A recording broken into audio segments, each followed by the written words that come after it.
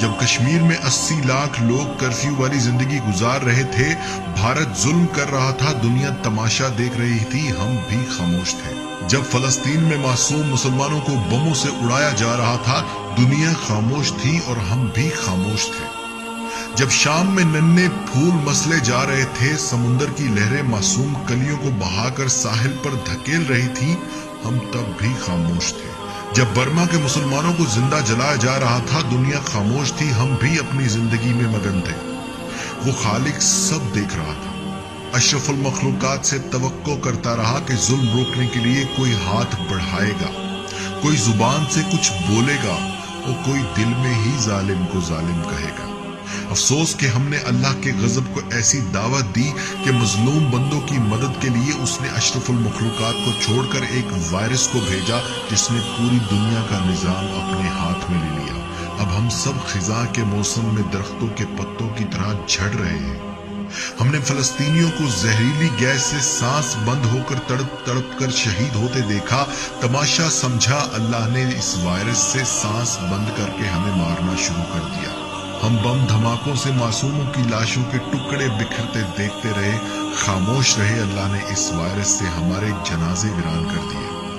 ہم نے عورت کو ننگا کر کے ناچنے پر مجبور کیا۔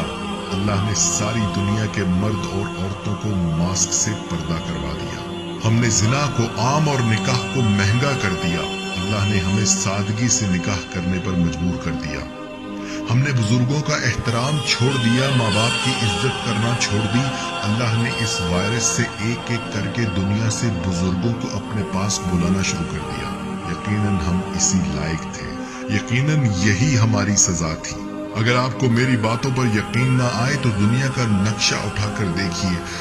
جس ملک نے ظلم کیا وہ سخت پکڑ میں ہے، جس ملک نے خاموش تماشا دیکھا وہ بھی پکڑ میں ہے، اور جو ملک غریب تھے، جہاں بھوک ناچ رہی تھی، افریقہ کے جنگلوں میں، کشمیر میں، برما میں، شام میں، جہاں جہاں ظلم ہو رہا تھا وہاں یہ وائرس نہیں گیا۔ مجھے تو یہ بھی نہیں پتا کہ اب معافی قبول ہونے کا وقت بچا بھی ہے یا نہیں۔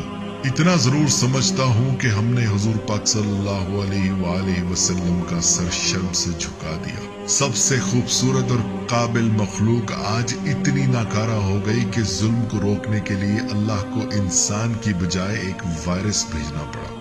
اے اللہ ہمیں معاف کر دے۔